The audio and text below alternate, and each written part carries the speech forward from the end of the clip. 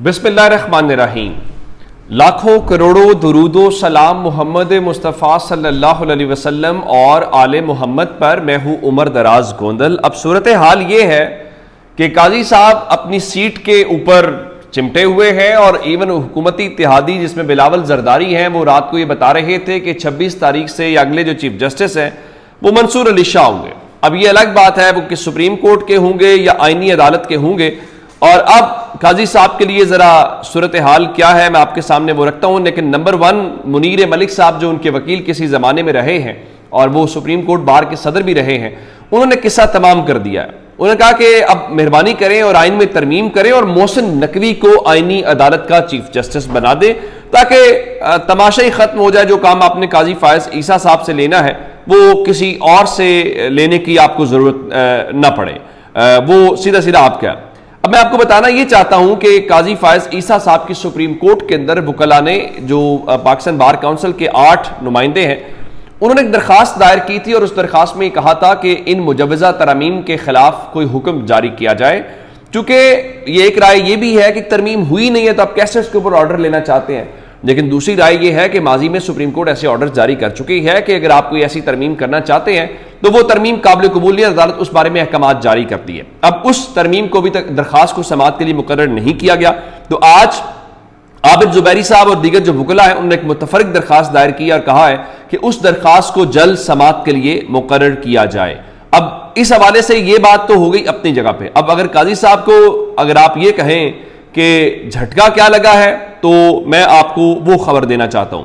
Number 1 तो यह है कि आज लाहौर में वकला की प्रेस कॉन्फ्रेंस भी थी जिसमें सर मंजूर भट्ट साहब कह रहे हैं कि कल लाहौर में तारीखी किस्म का वकला का कन्वेंशन होगा। लेकिन हामिद खान जो है वो कह रहे हैं, वो ज़ाहिर उनका एक बड़ा ग्रुप है, उन्होंने ये कहा कि सुप्रीम कोर्ट का आइंदा का चीफ जस्टिस अगर हुआ तो वो जस्टिस मंसूर अली शाह साहब ही होंगे। आईनी और कानूनी तौर पे हम किसी टाउट चीफ जस्टिस को तस्लीम नहीं करते। मेरा ख्याल है काजी साहब ने कुछ कमाया नहीं है। वही बात जो उस दिन कर रहे थे शाहिद खान अब्बासी के, उनका बहुत एहतराम था और उसमें बड़ी कमी हो गई है। और हामिद खान ने एक और ऐलान किया है कि हम वकला ने किसी भी मुतबादिल अदालत को कबूल नहीं करेंगे। सुप्रीम कोर्ट ही विफाक की अदालत भी है और वही आईनी अदालत है, उसके अलावा कुछ कबूल नहीं किया जाएगा। अब काजी साहब को धचका यहां से नहीं लगा। सूरत हाल यह है कि बिलावल उस दिन मिल के आए और बिलावल के मिलने के बाद कल खबर यह थी कि आज आजम नज़ीर तारिड़ जो हैं वो इत्तेहादियों के साथ एक प्रेस कॉन्फ्रेंस करेंगे और उस प्रेस कॉन्फ्रेंस को लेके वो जी प्रोपेगेंडे का तोड़ करेंगे।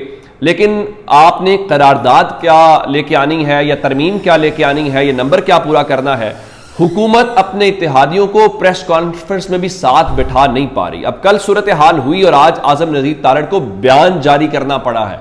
वो बयान ये है कि जी इत्तेहादियों के साथ प्रेस कॉन्फ्रेंस करने का कोई फैसला अभी नहीं हुआ। बार काउंसिल्स स्टेक होल्डर्स हैं, उनको एतमाद में लेंगे। आईनी तरमीम पर बार काउंसिल्स के इजलास में आज शिरकत करके हुकूमत का मौक़िफ़ वाज़े करूंगा। बार काउंसिल्स नुमाइंदों के साथ ही मुमकिन तौर पर मीडिया से गुफ्तगू करूंगा। वो मैं आपको बता देता हूं 19 तारीख को इन्होंने चूंकि वो तलब कर रखा है कि सुप्रीम कोर्ट बार एसोसिएशन वाला, तो अब सुप्रीम कोर्ट बार एसोसिएशन में जो इस लोग बैठे हुए हैं शहजाद शौकत वगैरह, ये आजम नज़ीर तारिड़ और एहसन भून ग्रुप के ही हैं और ये हुकूमत का ग्रुप है। ये वही ग्रुप है जिसने हमेशा जस्टिफाई किया और जिन्होंने हमेशा राह निकाली हुकूमत के लिए। और इवन काजी साहब भी जाहिर है उस वक्त उसी लाइन के ऊपर थे, तो अब उनको समझ आ नहीं रही। अब काजी साहब जो है उनकी कहीं से बात सुनी नहीं जा रही, हुकूमत उनका बोझ नहीं उठा पा रही, वकला उनके साथ खड़े नहीं है। मुआशरा ये समझ रहा है कि भाई काजी साहब बोझ है इस निजाम के ऊपर। काजी साहब का तर्ज अमल किसी तौर पे मिसाली चीफ जस्टिस का नहीं है। वो बाकायदा पार्टी बने रहे, उन्होंने उस तरह से काम किया। और फिर हमने जो उनकी अहलिया की गुफ्तगू का आज भी जिक्र किया था, आप तरफ से इंटरव्यू कुछ सुने तो सही, जो उसमें इमरान खान के खिलाफ नफरत है, जो तस्सुब है, और आप समझते हैं कि आप इंडिपेंडेंट माइंड के साथ ये चीजें कर सकते हैं। अब मैं आपको एक और चीज बताना चाहता हूं, काजी फायज ईसा ने पाकिस्तान के निजाम के साथ जुल्म क्या किया है।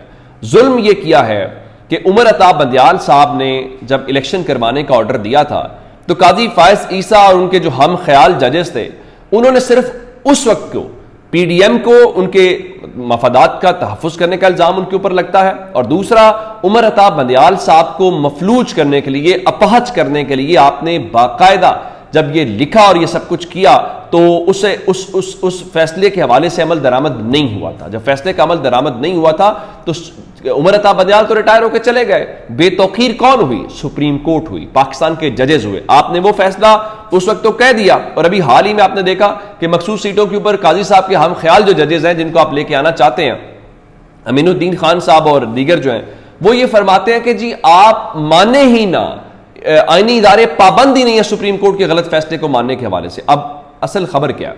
असल खबर यह है इलेक्शन कमीशन जो है वो एक बार फिर सुप्रीम कोर्ट के फैसले के ऊपर अमल दरामद नहीं करना चाह रहा, उससे गुरेज आए, और उसमें काजी फायज ईसा का भी फैसला मौजूद है। और याद रखिएगा, अगर उमर अता बंदियाल का फैसला नहीं माना गया था तो तारीख में यह भी लिखा जाएगा कि काजी फायज ईसा के होते हुए सुप्रीम कोर्ट ने एक फैसला दिया था और इलेक्शन कमीशन ने वो फैसला नहीं माना था।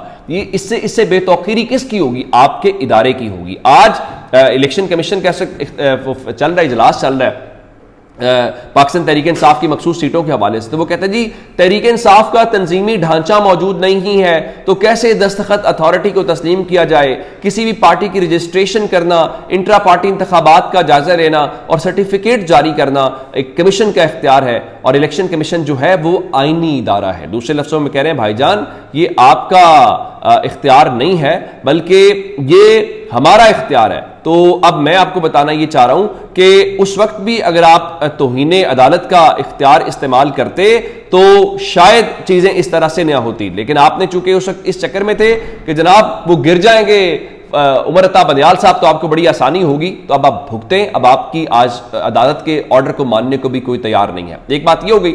अब इलेक्शन कमीशन का जोर चलता है पाकिस्तान तहरीक इंसाफ के ऊपर, लेकिन अब सिकंदर सुल्तान राजा जो है वो काबू आ गए मौलाना फजल रहमान की पार्टी के हवाले से। आज पाकिस्तान तहरीक इंसाफ का भी इंट्रा पार्टी इलेक्शंस था जो अक्टूबर तक चला गया। उनका जी हमें डॉक्यूमेंट जमा कराने हैं, लेकिन जेयूआई का इंट्रा पार्टी इलेक्शंस है और उनके वकील ने कहा भाई हमें तो चाहिए 60 दिन, क्योंकि पहले हमारे सूबाई सतह पे इलेक्शंस होंगे और उसके बाद हम आएंगे कौमी सतह के ऊपर, तो हमारे इलेक्शंस के ऊपर काफी वक्त लग सकता है, तो हमें थोड़ा सा वक्त दिया जाए। और आईनी तरमीम भी चल रही है, तो सिकंदर सुल्तान राजा ने फरमाया जी वो आईनी तरमीम का इससे क्या ताल्लुक है?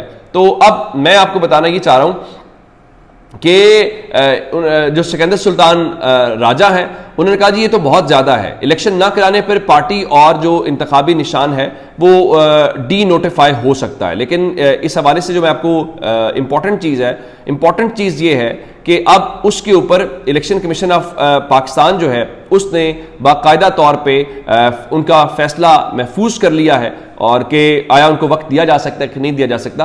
आप ना देना वक्त, आपको किसने कहा है कि आप वक्त दें? अब आपको वो खुद आपसे वक्त लेने वाले हैं। अच्छा, फिर मैंने आपको आज एक बात बताई थी दिन में, सुबह वाली वीडियो में, कि जनाब तहरीक इंसाफ के कुछ पार्लियामेंटेरियन से रब्ता किया गया हुकूमत की तरफ से और उनसे कहा गया है यानी तरमीम के हवाले से। अब मुस्लिम लीग नून ये कह रही है कि खुदारा अडियाला जेल रब्ता करें, वहां से मुशावरत करें, हमें वहां से कोई सपोर्ट चाहिए। कैसे? वो इस तरह से कि आईनी तरमीम पर इत्तेफाक राय के लिए जो हुकूमत है उसने कोशिशें तेज करते हुए तहरीक इंसाफ से रब्ता किया है और उनसे ये कहा है कि जो मुजव्वज़ा ड्राफ्ट है उसका जायजा लिया जाए।